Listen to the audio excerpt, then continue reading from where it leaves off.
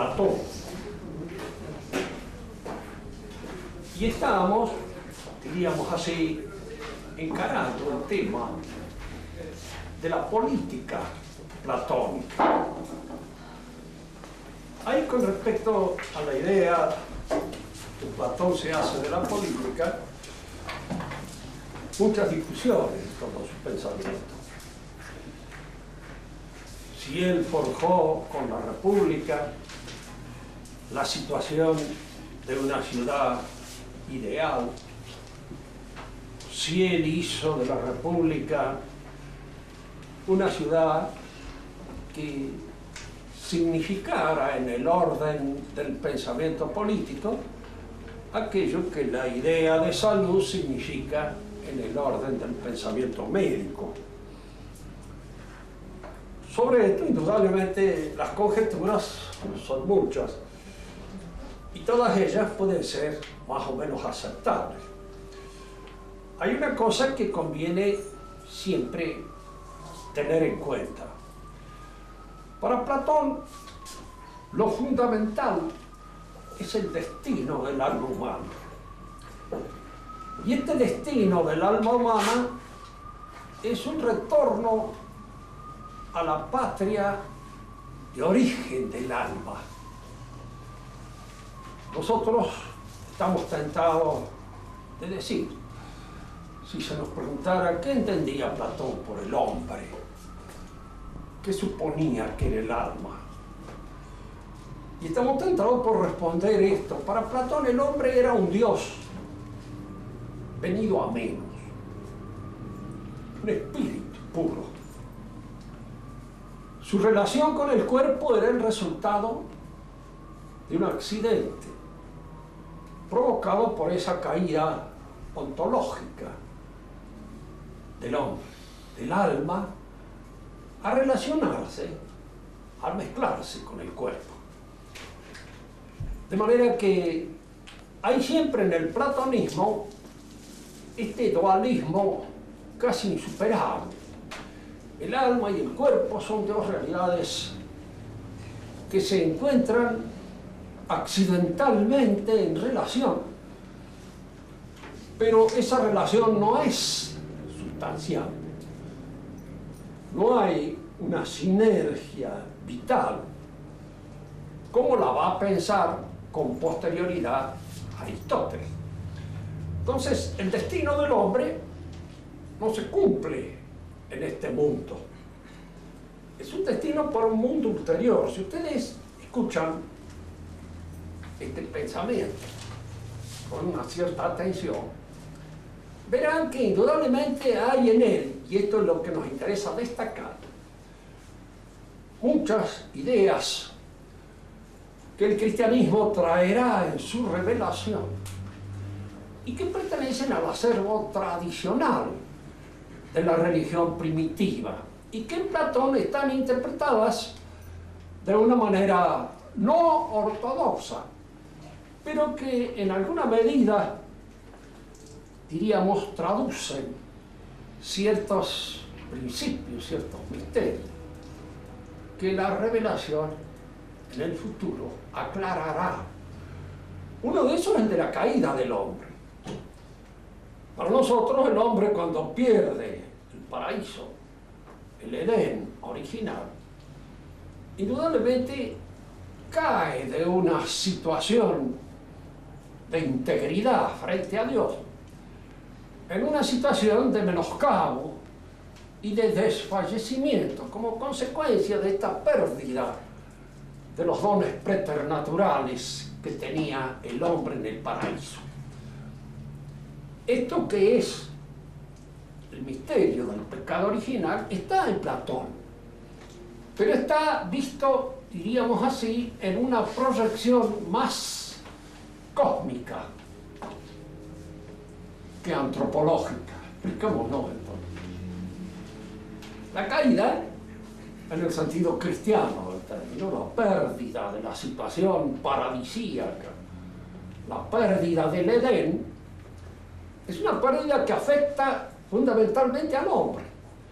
Y como el hombre es en alguna medida el rey de la creación, es el que está en esta creación dana, instalado como su rey, esta pérdida de la integridad del hombre repercute en la creación, conmueve el resto del universo creado.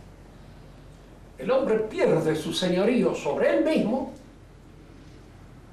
y pierde su señorío sobre los demás seres que dependían en alguna manera de ese señorío que él ejercía sobre él. La pérdida del señorío de sí mismo es una cosa que nosotros, todos los hombres, la podemos palpar vitalmente en nuestra experiencia cotidiana. Estamos desde ese momento librados al pecado, al error y a la miseria. A la miseria en el sentido físico del término, al error en todos los órdenes del conocimiento y al error moral, como consecuencia de las pasiones poco controladas que en nosotros afectan nuestra inteligencia. Y al pecado, como consecuencia de esa caída. Platón toma este misterio, pero lo ve en una proyección cósmica. El hombre cae, sí, como consecuencia de un pecado. Diríamos así, como consecuencia de una subversión contra los dioses. Platón es politeísta. No nos olvidemos, aun cuando él, en toda su filosofía, nos va llevando casi a una concepción monoteísta del universo. No olvidemos nunca que la evolución del pensamiento religioso griego viene en un cierto monoteísmo tradicional, primitivo, primordial. Zeus es el dios, por antonomasia. Y pasa a un politeísmo como consecuencia, tal vez, de un proceso de racionalización de orden político, auspiciado por el auge de la aristocracia. Diríamos así que a la caída de la monarquía en el orden de la organización política de la ciudad corresponde una caída de la monarquía divina en el Olimpo. Y entonces un ascenso de todos estos otros dioses que pueden ser concebidos pura y exclusivamente tal vez como manifestaciones de la divinidad. El paso entonces de la religión arcaica a la religión olímpica señala este paso de un monoteísmo no muy claramente sostenido, pero sí, que está en el fondo de la tradición, a un politeísmo aristocrático y aristocratizante. Y luego, cuando la filosofía se inicia con este proceso, no olvidemos, a mi criterio, ¿no? Por supuesto, son opiniones y pueden ser discutidas.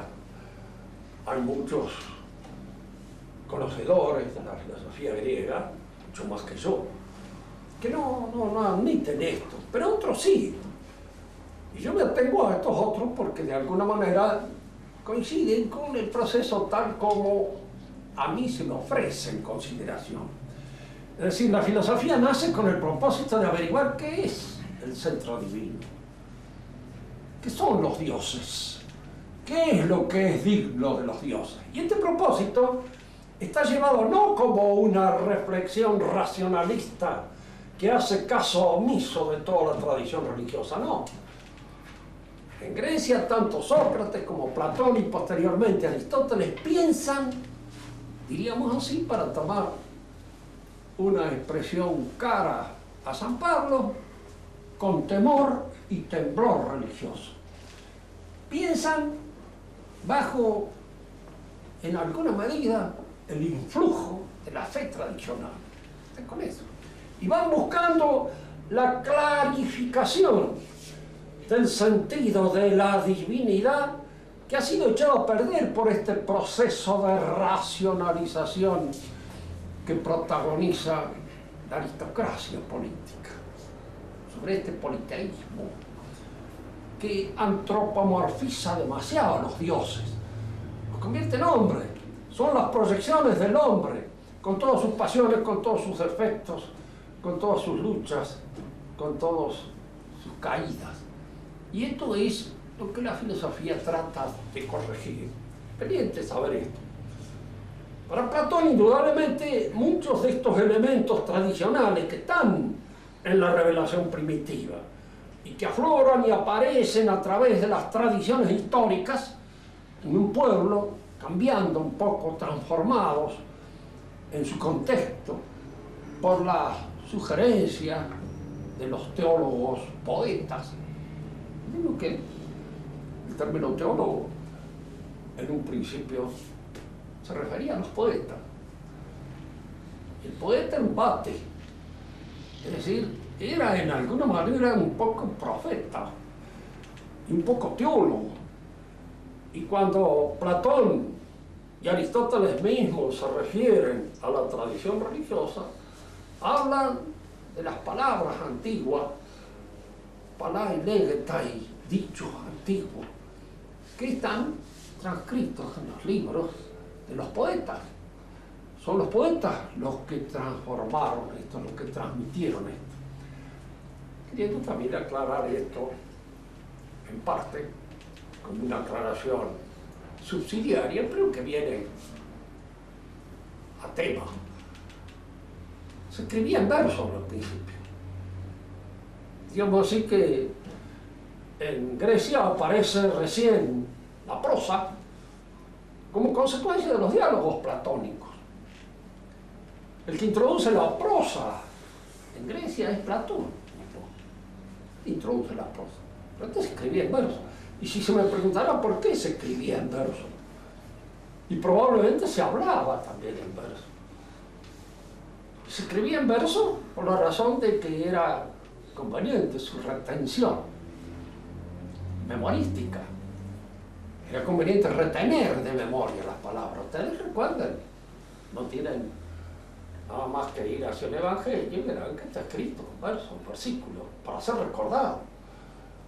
Y nuestro Señor improvisa muchas veces sobre la base de ciertas estructuras sintácticas que son versificables, porque el objeto en esta oración, en este trabajo de enseñanza, es que retengan lo dicho y lo repitan, porque el hombre antiguo es un memorión fundamental, es el que recuerda. No hay cosas escritas a las cuales yo pueda recurrir, sino son muy pocos los que pueden recurrir a los escritos, pero está esta cosa en la memoria.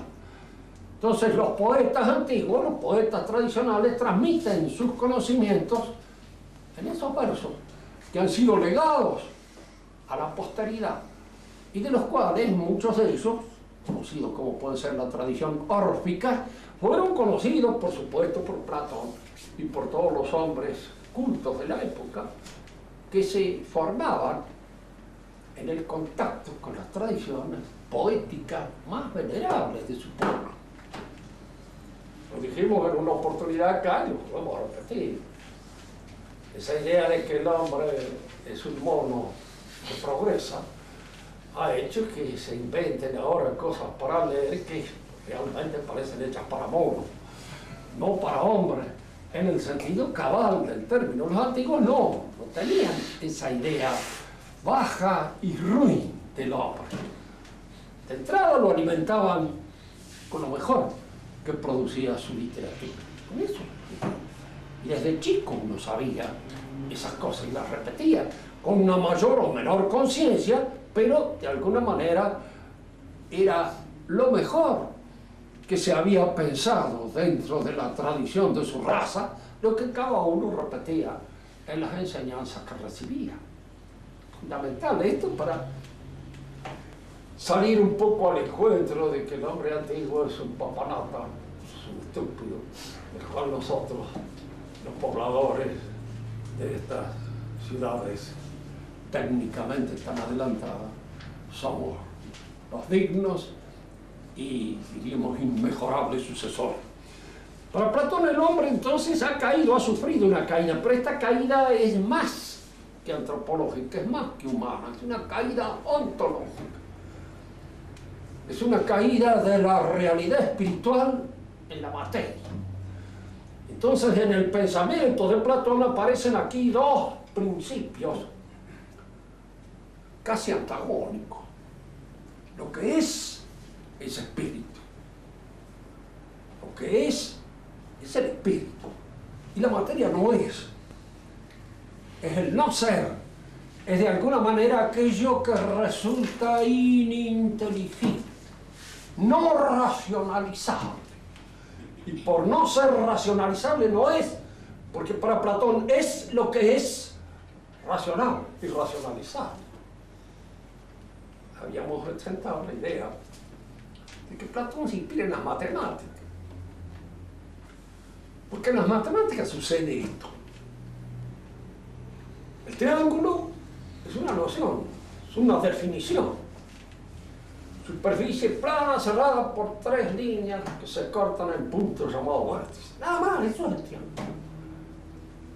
Y ese triángulo de madera o ese triángulo de tierra que son vistos, bueno, hay en él un aspecto irracional que no entra de ninguna manera en la superficie del triángulo, que queda fuera de la consideración, porque no es triangular propiamente hablando. Así, si quiero ubicar el tronco de un árbol, tengo que reducirlo a un cilindro puro. Si quiero medir un terreno triangular, tengo que reducirlo a un triángulo puro. Y las partes que se escapan, que desbordan la noción triangular, pues eso no se cuenta. Es prácticamente nada, queda fuera del proceso de racionalización. Entonces, Platón, que en este sentido obedece a esta mentalidad típicamente griega, para él lo que es lo racional. Y lo que no es racional, como la materia, no es. Entonces queda dentro de la consideración del no ser. La caída del hombre es una caída en el no ser de la materia, que está representado por su corporalidad. Entonces el destino del hombre ahora es, diríamos, desvincularse de las ataduras del cuerpo para alcanzar y lograr el retorno a la patria a la cual él pertenece, a la cual tiene que volver. Pero para volver a esa patria a la cual pertenece, él necesita de un esfuerzo mancomunado, solo no lo pasa. Capaz. Es el carácter intrínseco de la sociabilidad del hombre. El hombre es social por naturaleza. Este es un descubrimiento griego, pero es un descubrimiento que funda y afecta a todo el pensamiento griego. Por eso el hombre solo no se puede salvar, porque el hombre solo en primer lugar es imposible de comprender. Los griegos tienen una palabra muy fuerte que nosotros hemos heredado para señalar la condición solitaria del hombre. Es un idiota. El hombre solo es un idiota, no es un hombre. Entonces, para poder salvar al hombre, yo tengo que organizar la ciudad de modo tal que la ciudad no se convierta en un obstáculo de su salvación. Fíjense, vayan atando cabos, porque esto lo va a heredar el cristianismo dentro de otro contexto, dentro de otra mentalidad. Ogna instaurare in Cristo de San Pío X no significa otra cosa sino organizar la ciudad de modo tal que la ciudad no se convierta en un obstáculo para la salvación.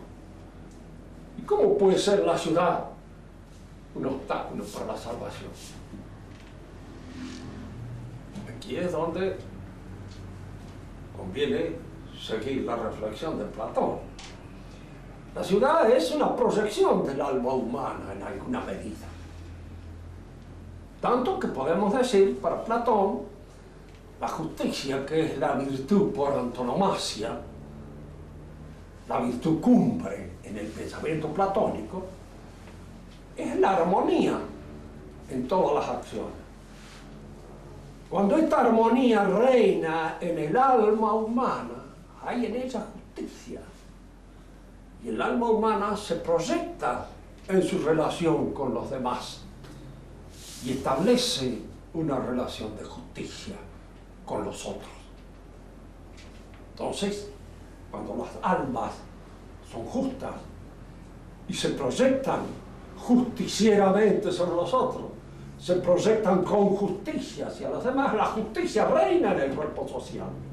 Y entonces en el cuerpo social hay armonía. Y acá hay una suerte de sinergia constante entre la justicia del alma y la justicia de la sociedad. Cuando se pierde una, se pierde la otra. Proyecta una sobre la otra. Porque la ciudad es como un alma agrandada, grande. Y el hombre es un alma reducida. Pero si el hombre no encuentra en la ciudad un ámbito de justicia adecuado para que en él se ajusten sus pasiones y reine la justicia, indudablemente la sociedad corrompe al hombre, como el hombre corrompe a la sociedad. Aquí la corrupción es mutua. Una sociedad corrompida corrompe a los hombres. Corrompe a los hombres en la medida en que estos caen bajo su influencia. Y entonces el objetivo de toda idea política es organizar la ciudad de modo tal de que las apetencias, las pasiones, todos esos elementos que tienen una inmensa relación con el comercio, cesen. Fíjense que Platón hablaba de la ciudad henchida de deseos, es decir, es la ciudad de consumo, la sociedad de consumo. ¿Qué es la sociedad de consumo? La sociedad de consumo es un complejo compraventístico. Trata de excitar siempre los elementos pasionales porque son los que compran, que ganan. Un reproche muy contemporáneo que se le hacía desde Norteamérica a Rusia es que en Rusia, como reinaba en la época del comunismo, o sea ahora, a lo mejor es lo mismo, pero en la época del comunismo reinaba el terror. Y el terror no compra, decían los managers norteamericanos. ¿Por qué? Porque no hay alegría, no hay deseo de vivir. Cuando uno está asustado no piensa en el turismo, no piensa en las muchachas, no piensa nomás que en tomar un trago para ver si logra componerse y tonificarse un poco de manera que lo único que se vende es vodka, si no se realiza clandestinamente. En cambio la ciudad, henchida de deseo, la ciudad es la que vende. Y lo que más se vende es todo aquello que está relacionado con el erotismo, lo que está relacionado con los elementos pasionales que trae la composición del deseo. En Norteamérica la gente que tiene poca plata compra, y tiene cosas, ¿no? Pero incluso las cosas que tiran en la calle en un momento determinado pueden servir para amueblar una casita de nosotros. No tiene más que buscarla y lo encuentran allí todas las partes que han quedado fuera de moda. Ya esto no se usa más, entonces no sirve. Tengo que tener el nuevo freezer porque el antiguo freezer no sirve. Y esto, lo otro, y el nuevo freezer. Entonces uno vive acicateado por el deseo y las exigencias de la compra. Y no puede pensar en otra cosa, nada más que en aquello que satisface las inclinaciones y las apetencias sensibles.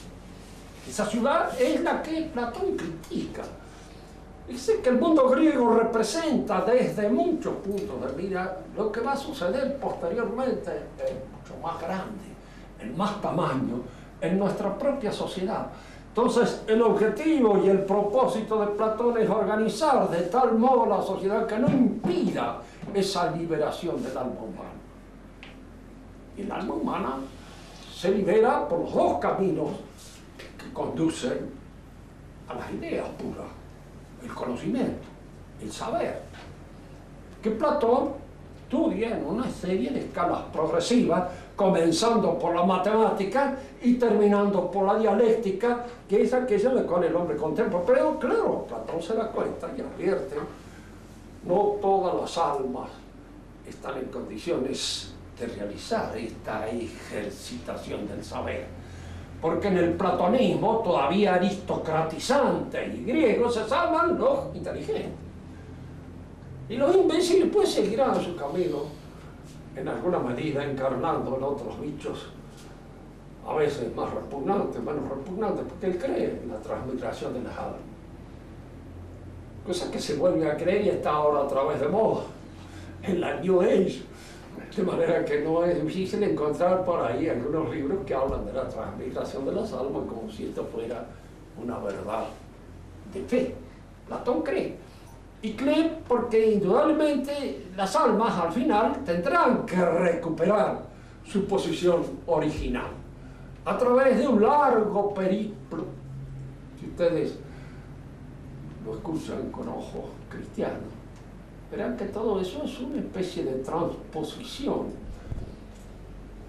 al orden de la fábula del purgatorio, porque las almas pasan por ese purgatorio que es la transmigración de las almas en diferentes cuerpos viles hasta que vuelven a recuperar su verdadero sentido y se liberan. Pero para liberarse, fundamentalmente hay que organizar una sociedad de modo que lo haga posible y que en ella esta posibilidad se inscriba en una pedagogía permanente. Cuando uno examina los elementos históricos que han servido para la composición del platonismo, uno se encuentra siempre con el modelo espartano. No porque los espartanos hayan organizado la sociedad de una manera tal que permitía la eclosión del alma. No, el espartano no se preocupó de esto, pero organizó la sociedad como una escuela. Sí, la sociedad espartana respondía a una exigencia fundamentalmente pedagógica. Hicieron una cosa que Platón también admite que debe hacerse. Desterraron el dinero. Como hablábamos en unas clases anteriores, el dinero es el principio de toda la corrupción. Diríamos que si se usa como un medio de intercambio, nada más. Pero ahí está la tentación, que supone todo un poder inmenso de comprar y de tener cosas. Y no solamente de comprar cosas, sino de comprar personas, de comprar realidades, almas, o lo que fuere. Y entonces el dinero se convierte en una fascinación que trae como consecuencia la corrupción total de la ciudad. Y los espartanos lo desterraron al dinero de la ciudad. Ellos cayeron indudablemente en una suerte, diríamos, de monoideísmo, en el sentido de que se cultivó solamente una virtud, la virtud de fortaleza o del coraje para la organización guerrera, porque la sociedad superior que dominaba en Esparta era la de los guerreros, la comunidad de los guerreros. Pero Platón lo toma como modelo en alguna medida, superando aquellos inconvenientes, aquellos desfallecimientos que son propios de la sociedad guerrera, para convertirlo en una sociedad de filósofos, de sabios. Y vuelvo a insistir, para que las ideas de Platón no caigan en un ambiente un poco ridículo, que el filósofo no está pensado como nosotros pensamos que es el filósofo en la actualidad. El filósofo en la actualidad es un profesor erudito que escribe cosas que él y dos o tres como él lee, no, que el resto de la gente no las lee porque no se puede leer, y que de alguna medida, diríamos, en ese círculo clauso donde se realiza toda esta filosofía de erudición, escriben todos esos artículos para revistas, que es la filosofía de la revista actual. El hombre antiguo no pensaba así. Tomemos un ejemplo, por ejemplo, San Agustín, cuando habla de Plotino, encuentra que Plotino había dado ya una idea de lo que era el misterio de la Trinidad. Nosotros podemos buscarlo en Plotino y no lo vamos a encontrar. ¿Por qué? Porque San Agustín lo leía como cristiano. Y casi podríamos decir, no le importaba lo que Plotino había dicho él efectivamente, sino aquello que le sugería a él como cristiano. Y lo leía en cierto modo, no como el erudito que está realizando un balance exhaustivo sobre lo que este pensador pensaba, sino como aquel que va buscando el alimento de otro pensador, como aquel que quiere incorporar a su propio sistema los elementos incorporables del sistema que está estudiando o que está viendo. El hombre, el filósofo antiguo, pensaba un poco así. El nuestro es un albacea testamentario, es un hombre que está haciendo pura y exclusivamente lo que podríamos llamar el testamento de los antiguos, diciendo esto me interesa tanto. Y por eso aparece esa preocupación fundamental por la cita exacta, bien hecha al pie, por esto y lo otro. Esto dijo esto y no dijo ni una palabra más porque acá está determinado. Los antiguos no lo hacían eso. Uno tal dijo esto, y esto a veces es lo que dice él. Porque cuando Santo Tomás mismo estudia a Aristóteles, lo incorpora al pensamiento cristiano. Y no se preocupa excesivamente por lo que Aristóteles efectivamente dijo. Cuando Santo Tomás toma las 5 pruebas de la existencia de Dios dadas por Aristóteles, él está hablando del Dios cristiano, y Aristóteles no. Porque no era el Dios que concebía Aristóteles, tanto que es difícil en el pensamiento de Aristóteles saber si el Dios en el que piensa Aristóteles es trascendente o inmanente al universo. No está claro. Y en Santo Tomás sí, por supuesto, porque él es el heredero de una tradición teológica que él trata de esclarecer, pero él lo usa Aristóteles en ese sentido.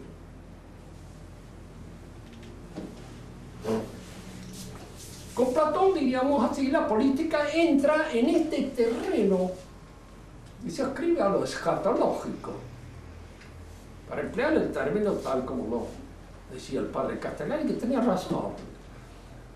Escatón es propio de los fines, y escatón es basura, porquería, caca.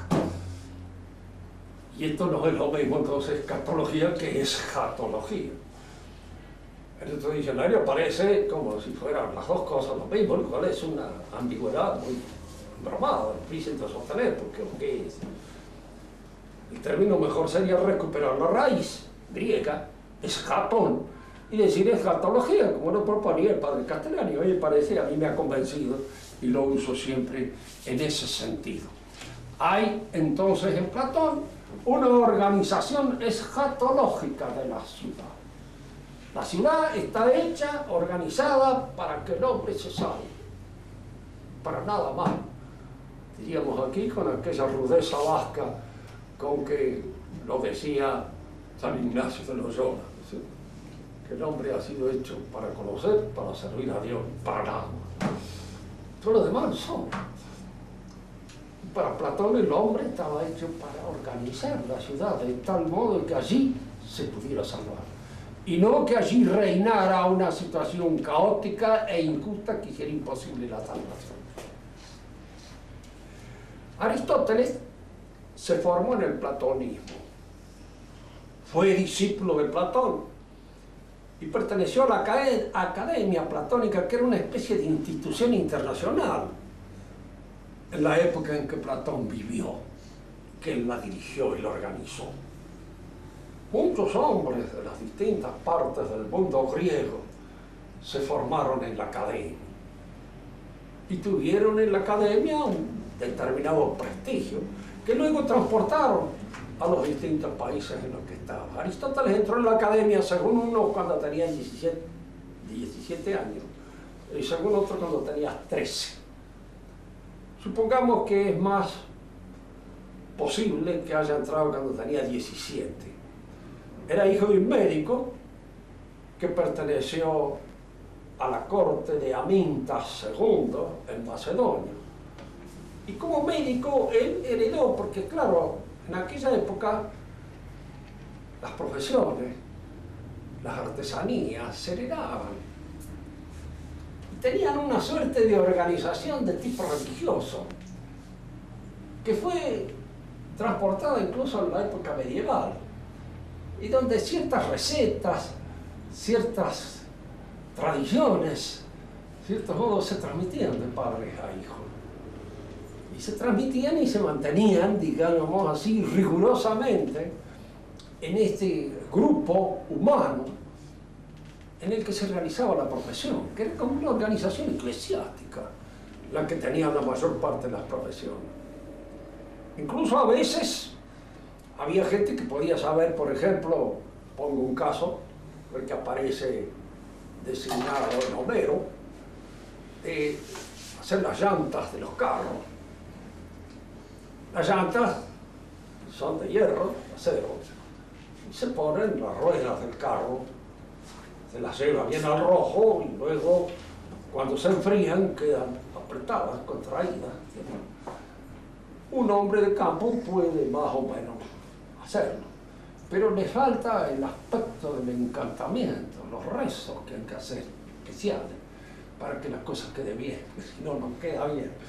Y entonces había que recurrir al hombre que profesionalmente le correspondía hacer las llantas, porque él conocía el encantamiento, conocía el aspecto ritual de la realización de eso, porque era algo que él heredaba de sus padres, un poco como sucede con las curas de palabra. ¿Sí? Yo he ido en el campo, he oído decirlo, no sé si habrá visto, porque tampoco quiero inventar cosas. A mí me gustaría creer, porque cuanto más misterioso es el mundo, más me agrada. En ese sentido obedezco un poco a las inclinaciones del espíritu celta, que les gusta encontrar el misterio en todas partes. Pero se curan los caballos del gusano por la pisada, pero hay que decir algunas palabras que se transmiten por iniciación especial, y que no pueden ser dichas nada más que a alguien que las va a aprender, pero en el respeto, y no para usar eso para enriquecerse ni para ganar dinero, porque si no, no sirve, le encanta no. Se curan el gusano del caballo, lo cura, no sé, o no lo cura. Pero nosotros nos encontramos, hay incluso un libro muy interesante de un médico español, Aína Entraco, que ha escrito sobre la curación de la palabra en la época antigua. Un libro interesante, muy lindo, sobre todas estas cosas que se transmitían así. Aristóteles recibió una tradición médica y por ende una mentalidad que podríamos llamar biológica, para concebir las cosas. Y esta mentalidad biológica es la que va a introducir el cambio cuando él use a la biología como ciencia rectrix en su pensamiento filosófico con respecto a Platón, que utilizó la matemática como ciencia rectrix. Ahora, la pregunta que nos podemos hacer es esta, porque Platón vivió hasta los 40 años en la compañía, Aristóteles vivió hasta los 40 años en la compañía de Platón. Cuando murió Platón, Aristóteles tenía 40 años. Lo sucedió en la dirección de la academia a Platón, un sobrino de él, y a Aristóteles no le gustaba y se fue. Salió de la academia. Y entonces anduvo 10 años en distintos países, en distintas latitudes, conoció distinta gente, y en esos viajes, en esos cambios, fue donde fue madurando poco a poco su pensamiento, que diferiría bastante del pensamiento de Platón. Vamos a dejar esbozada, para terminar hoy nuestra exposición, este pensamiento, cómo se inicia, cómo comienza. Habíamos dicho una cosa. Frente a la realidad, nos encontramos con que el punto de partida de todo saber es el ente físico. La res, la cosa sensible, visible. Eso es el punto de partida de nuestro conocimiento. Esto que yo estoy viendo. Y ahí parto. Ahora, es indudable que en mi contacto con la cosa conocida sucede una serie de intercambios, una serie de inmutaciones de la cosa hacia mí y de mí hacia la cosa, que provocan modificaciones. Así yo me hago una representación de la cosa. Conozco a un hombre y lo represento. Lo represento mediante conceptos, juicios, argumentaciones, raciocinio. Todo eso es del orden de la representación. Ahora, es muy fácil, cuando estoy operando mi conocimiento de las cosas, confundir mi representación con las cosas y caer en lo que se llama un logicismo, porque la representación pertenece al orden de la lógica y la cosa pertenece al orden óptico, al orden real, está fuera de mi mente. Mi representación no es la cosa. La pregunta que acá se haría entonces, ¿por qué es mi representación? Si no es la cosa, ¿qué es? Pues pongamos por el momento que es la representación. Y que la representación establece una relación con la cosa, pero que tiene su propia economía, tiene su propia naturaleza, es distinta a la cosa. Yo no le puedo atribuir a la cosa algo que pertenece a la representación, porque si le atribuyo a la cosa algo que pertenece a la representación, logicizo la cosa, la convierto en lógica.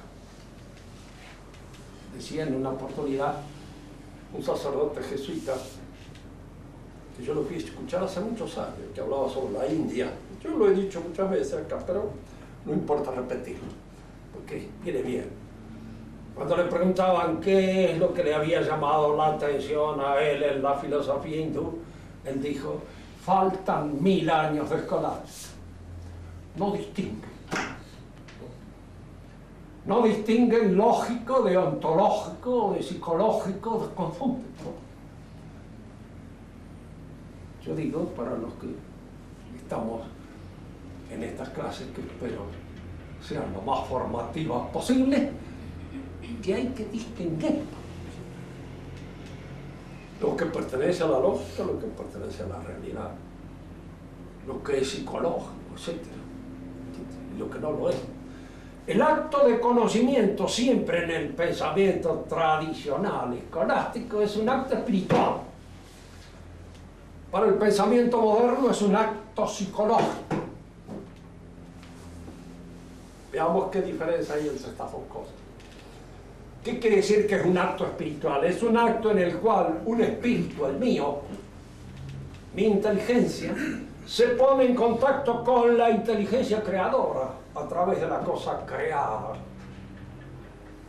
Yo conozco, comprendo el sentido de la cosa porque penetro de alguna manera en la esencia, en la estructura inteligible de la cosa que está hecha, formada por la inteligencia divina. Por eso siempre el conocimiento es una participación en el conocimiento divino.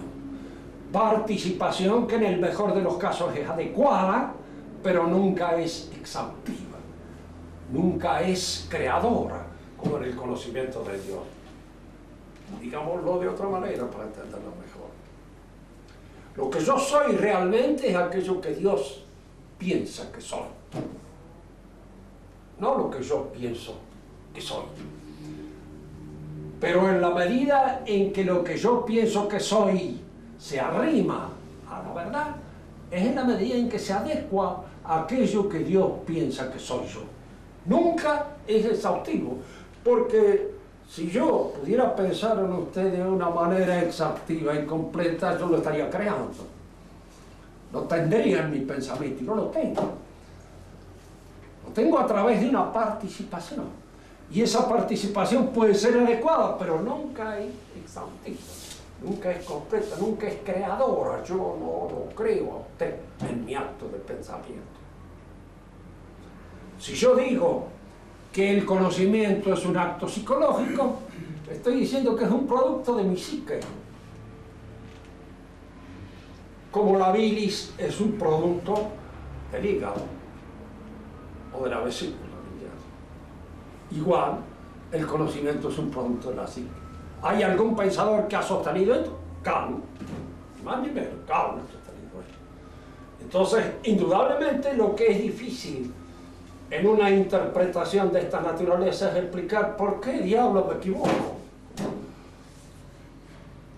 Cuando muchas veces conozco mal, ¿por qué me equivoco? Si siempre el conocimiento es un producto de la psique, siempre el conocimiento sería adecuado. Siempre sería bueno, pues sería un producto del conocimiento. Simplemente. Pero no lo es. Tiene que haber una adecuación con la cosa. Y si no la hay, es porque esa adecuación se realiza entre lo que yo pienso y lo que la cosa es, que son dos parámetros que tienen diferentes medidas. La medida de mi conocimiento es lógica y la medida del saber de Dios es óptica, sostiene a la cosa en su realidad. Yo me hago una interpretación que puede ser adecuada o no adecuada. Volvamos sobre esto en cuanto entremos en el camino de Aristóteles en la próxima clase. Volveremos a insistir sobre estos aspectos para ir conociéndolos y sobre todo ir distinguiendo entre lo que es lógico, lo que es ontológico, lo que es propio de la realidad y lo que es propio de mi manera de conocer la realidad. Eso es importante. Lo que es propio de la lógica y lo que es propio de la gramática, porque ahora se confunde también eso. Para el pensamiento moderno, toda la verdad está en la proposición judicativa. Y es un gran pensador moderno, Foucault, maricón además. Y claro, que casi todos los pensadores modernos parece que no por ese lado, que otro lado. Y esto ven el mundo al revés, como ven todas las cosas. Entonces, de alguna... Claro, uno dirá, bueno, ¿por qué influye esto? Un pensador sí influye. Porque uno piensa con todo lo que es. Con todo lo que es. Entonces, todo lo que es, de alguna manera, se traduce en el pensamiento. Y Foucault dice que el hombre le da sentido a todas las cosas, pero el que no tiene sentido es él. Esta es una conclusión un poco desesperante. Y es una conclusión muy linda porque es una justificación a posteriori. Porque que yo sea varón es una cosa que yo lo decida. No está decidido por la naturaleza. Está decidido por mí en un acto de voluntad, y puedo yo no querer ser todo varón, y mantenerme en esa ambigüedad en la que no sé nada, porque realmente los desgraciados no quieren ser varones, pero tampoco son mujeres. Lloran por serlo, pero no lo son. Y entonces, algunos digo lloran por serlo porque era Federico García Lorca, pobrecito, el que lloraba una vez que se le había ido un compañero. Y entonces el amigo le decía, pues sos loco. Vos te comportas con respecto a él como si fueras una mujer y no sos una mujer. Sí, es que no era, pero se comportaba, había allí una fundamental, diríamos, distorsión de la personalidad que supone un desequilibrio psíquico. No soy psicólogo para poder determinar en qué consiste esa enfermedad, pero hay indudablemente una cosa que afecta, diríamos, la psicología del personaje. En la próxima clase hablaremos entonces de Aristóteles. Si quieren hacer alguna pregunta, aclarar algún aspecto, hagan las preguntas, porque es muy importante hacerlo. Reanimar, porque a veces uno se queda con la idea de que, quién sabe, a lo mejor piensa el profesor de que la pregunta es demasiado ingenua o qué sé yo, no quiero a veces piensan esas cosas. Ustedes piensen que tengo 40 años de profesor y que he escuchado muchísimos alumnos. Entonces, algunos eran ingenuos, pero otros no tanto. Y las preguntas indudablemente tienen sentido o no tienen sentido. Si tienen sentido, se responde. Profesor, en esa distinción entre lo psicológico y lo ontológico, lo psicológico ahí, ¿de qué naturaleza es? ¿No es espiritual también? Sería la distinción entonces entre psicológico y lógico. Lógico. Bueno, hay esto. Lo psíquico es una función que tiene relación, diríamos así, con el dinamismo propio del alma humana, en todo sentido. Así, por ejemplo, una representación puramente sensible de un árbol, la imagen sensible que yo tengo del árbol, o la imagen sensible que yo me hago del árbol, son productos psicológicos. Si yo miro al árbol y ese árbol se refleja en mi retina, indudablemente ese reflejo es una realidad psicológica. Si yo imagino un árbol y en esa imagen se representa en mi mente, yo también estoy haciendo una realidad psicológica. Pero la noción de árbol, el concepto de árbol, no está agotado en la imagen. No es la imagen. El concepto de árbol, si ustedes lo examinan, es universal. Sirve para cualquier árbol y no para ese. La imagen está ligada a la percepción sensible, inmediata, a ese árbol. O al árbol que yo imagino, puede ser un olmo, puede ser un sauce, pero siempre es algo. Siempre tiene una representación imaginal determinada y relacionada con un árbol concreto. Pero la idea no. La idea es universal, abstracta, y se refiere a cualquier árbol. La representación entonces de la imagen es psicológica, pero la idea es lógica. La idea pertenece al orden lógico, entra en el orden de lo lógico. Y uno se lo va a decir, bueno, pero ¿en qué se diferencia ahora el orden de lo lógico de la gramática o de la palabra con que lo expreso? Cuando digo árbol, oye, yo puedo decir árbol en muchos idiomas. Y siempre la representación es la misma, la que yo me hago. Lo puedo decir en francés, lo puedo decir en inglés, lo puedo decir en italiano, lo puedo decir en latín, es decir, bueno, yo debo decir árbol, álvaro, árbol, cualquier cosa, siempre es el árbol. La representación no cambia, pero modifico la palabra, de manera que no puedo confundir la palabra con la representación, porque la representación es otra cosa. Tanto que muchas veces tenemos un concepto un poco difícil, como puede ser este que estoy tratando yo de explicar, y lo puedo explicar de diferentes maneras. Y puedo volver sobre él y explicarlo con otras palabras, y explicarlo según otras ilustraciones, porque la representación es simplemente lo que podríamos llamar una significación mental referida a una realidad. Pero tal como esa realidad aparece en mi mente, no tal como esa realidad es independientemente de mi mente. Porque una cosa es la realidad y otra es la representación que yo me hago. Aunque la representación tiene que estar fundada en la realidad. O sea que no conoceríamos nunca la realidad tal cual es, no simplemente su representación. Claro. Claro.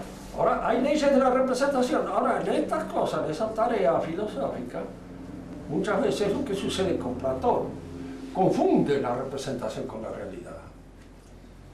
Entonces, para él la realidad es una representación proyectada, es una idea.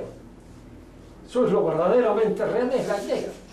Entonces, hay una confusión de la lógica. En él la confusión es muy bien hecha, muy genial, es fina, pero es, de cualquier modo, es lo que le va a reprochar a Aristóteles, que él confunde y proyecta a la realidad lo que es propio de mi manera de entenderla. Por eso creo un mundo, un cosmos, no todo, que Aristóteles dice no existe. No es.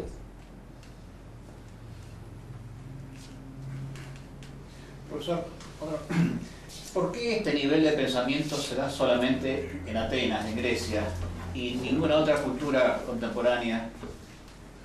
Yo le contestaría con una cosa pues, ¿por qué nuestro Señor nace entre los hebreos y no en otro lado? Son los misterios de la realidad, que es así. Fíjense que los atenienses, parece que desde el principio, cuando Atenas apenas era una aldehuela, ya tenían un culto a la diosa de la inteligencia. Es decir, hay como una elección de Dios. Y va a ser la patria de la inteligencia.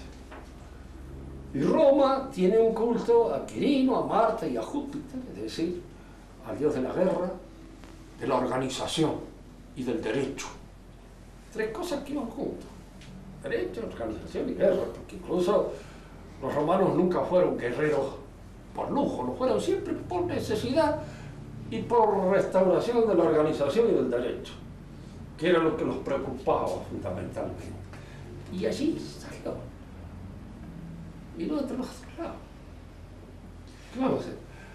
Uno a veces diría, bueno, podrían haber privilegiado las vírgenes de otros países y no una virgen hebrea que ha sido la madre de Dios. La encarnación se da en un lugar. Claro, pero, profesor, el grado de inteligencia está un poco repartido entre todos los pueblos. ¿El qué? Un cierto nivel de inteligencia, digo, está repartido entre toda la gente. ¿Por qué no se dio ni a forma aproximada esto? Sería así. Y no en otro, incluso en ninguna de las otras ciudades griegas. Ahí se... Ahora, los demás tienen inteligencia, sí. La prueba es de que, en fin, después hemos estudiado a los griegos, lo hemos estudiado Platón, lo hemos estudiado Aristóteles y creemos que nos ha servido para nuestra propia edificación. Pero allí nació. Ahí se surgió. Y ahí se hizo la filosofía, ahí se constituyó. Y después todo el occidente. Ahora nosotros vivimos en una época de una demisión del occidente cristiano. Una época de abandono de las posiciones.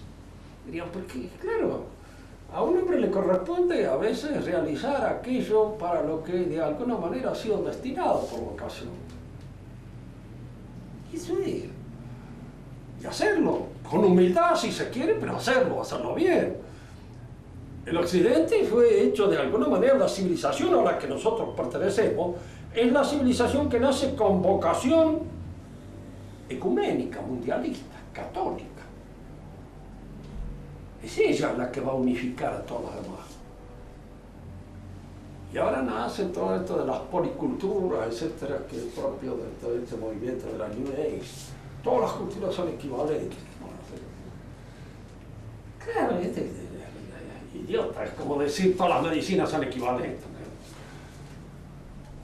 Y lo mismo es usted que lo curen con un buen médico, que le pongan un emplasto con una cataplasma cualquiera y lo manden al otro mundo con unos ensalmos en distintos idiomas. No, es una ciencia, hay que escandirla en función de lo que realmente se sabe y ver el valor que las cosas tienen.